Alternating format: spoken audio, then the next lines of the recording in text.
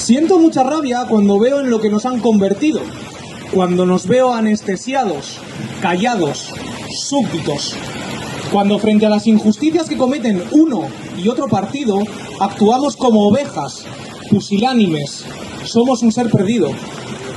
La clase política ha logrado cegarnos con un relato conveniente para sus bolsillos y nos han dividido en izquierdas, derechas, machistas, feministas, peligrosos, conservadores, capitalistas, hippies, liberales, comunistas. Han comprado a los sucios sindicalistas y ahora aquí no se levanta ni Dios. Dejamos solos a los agricultores y a los tractoristas, al campo, al agua, a la vida. Cuando se manifiestan los transportistas, compartimos vídeos por WhatsApp y Reels por Instagram. Nos indignamos en Twitter, pero aquí no hacemos nada, nada real. Por miedo, vagancia, porque ¿qué más nos da?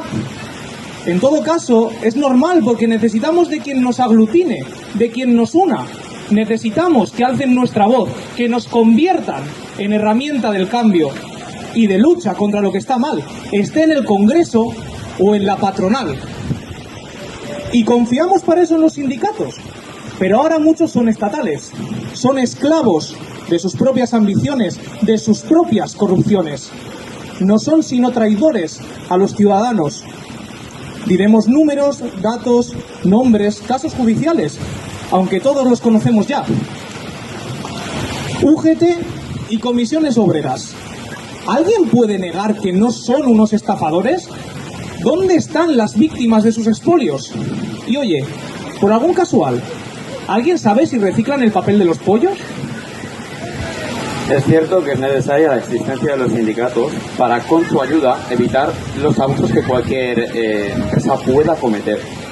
Pero también es cierto que en los últimos años no solamente hemos visto rifirrafes descafeinados entre los grandes sindicatos y la patronal, como si de puro teatro se tratara. Así como los casos de corrupción en los que se han visto involucrados estos parásitos que al fin y al cabo son iguales que los partidos políticos de nuestra partidocracia. Para conocer un poco más sobre comisiones obreras y UGT, nos remontaremos al 12 de agosto de 1888. Esta fecha es importante saberla, ya que es el momento en el que nació la Unión General de los Trabajadores, UGT, de las manos de un tal Pablo Iglesias. Espera, ¿Pablo Iglesias, el Coletas? Ah, no, perdón. Pablo Iglesias Posé, que por cierto también fundó el PSOE. Ahí se levantaron la cabeza hoy en día. Nació fruto del abuso de poder de los burgueses de la época, quienes imponían duras condiciones de trabajo a sus empleados. Durante un congreso obrero en el que Pablo Iglesias propuso la creación de la UGT, mientras sucedía la Primera Guerra Mundial, se hizo efectiva su unión a la CNT, quienes eran anarquistas de izquierdas, mientras que la UGT era de ideología socialista marxista. Demos un gran salto temporal. Nos encontramos en la famosa transición española. En este momento la UGT fue apareciendo más porque la dictadura se encontraba en su momento final. Poco tiempo después, junto con la legalización del PSOE, también lo hace la UGT, metiéndose así en la oligarquía de partidos que impera hoy en España. Para hablar de comisiones obreras nos remontaremos a los años 60 del siglo XX. Se funda teniendo como origen la OSO, Oposición Sindical Obrera, en Asturias, Madrid, Cataluña, Vizcaya y Guipúzcoa. Su objetivo era enfrentarse a las duras condiciones laborales de la dictadura.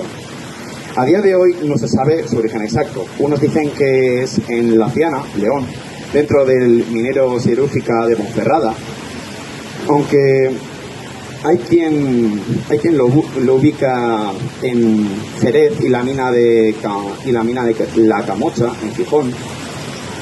Más tarde se infiltra en los sindicatos verticales franquistas, lo que se conoce como entrismo. 1968. La ruptura, la cúpula de comisiones obreras es encarcelada y condenada a decenas de años de prisión, el conocido como proceso 1001. Desde la transición hasta 1986, Marcelino Camacho dirige Comisiones Obreras. Una de sus decisiones más notorias es la movilización contra la permanencia de España en la OTAN, lo que le sentenció para que al año siguiente fuera elegido Antonio Gutiérrez como sucesor. Durante el mandato de este se convocaron 4 huelgas generales contra la política económica y laboral de Felipe González. De este modo, con todas estas movilizaciones, llegamos a nuestros días, siendo Unai Sordo del País Vasco su actual líder. Bien, ahora que conocemos algo más sobre los principales sindicatos del país, conozcamos todo aquello que tratan de ocultar, como su financiación irregular, la decadencia de sus huelgas y, en definitiva, los abusos de poder contra los trabajadores y contra todos nosotros que han cometido desde el año 1978 hasta hoy. Supongo que después de haber oído tantas veces en televisión el caso de los ERE de Andalucía o el caso Edu, que es un poco menos sonado, pero es igual de importante que el caso de los ERE. Estos son dos de los mayores casos de corrupción de la historia de España en los que se han visto involucrados los grandes sindicatos estatales. En los ERE de Andalucía se calcula que Comisiones Obreras y UGT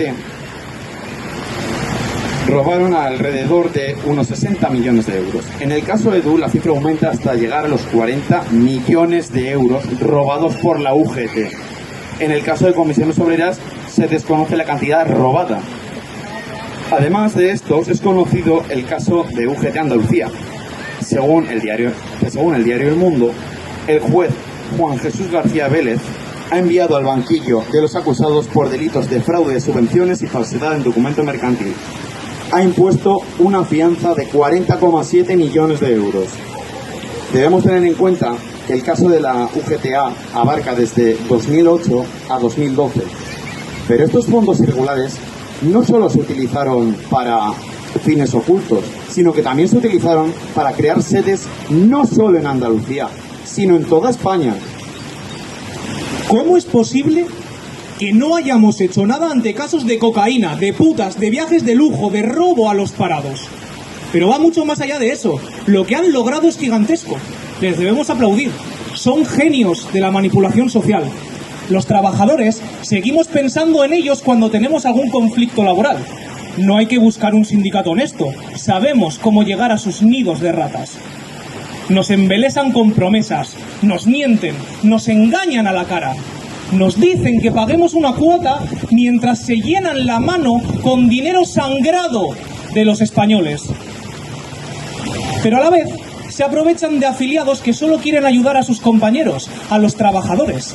Los tienen trabajando gratis, cobrando ellos dinero del Estado y de las afiliaciones. Y nosotros acudimos bajo su ala, con la esperanza de que en esa oficina no sean unos sucios ladrones. Con la esperanza de que nos representen, que hagan de nuestra lucha su lucha. Pero se bajan los pantalones. Pactan con las empresas en las oficinas de quien toque. Y sin consultarlo con la base, se dan las manos haciendo gala de sus putos Rolex. Cogen sus coches de alta gama y abrazan las carteras que acaban de alimentar. Toca cena sindical, unas gambitas, unos tiritos con los camaradas y a las musas a disfrutar.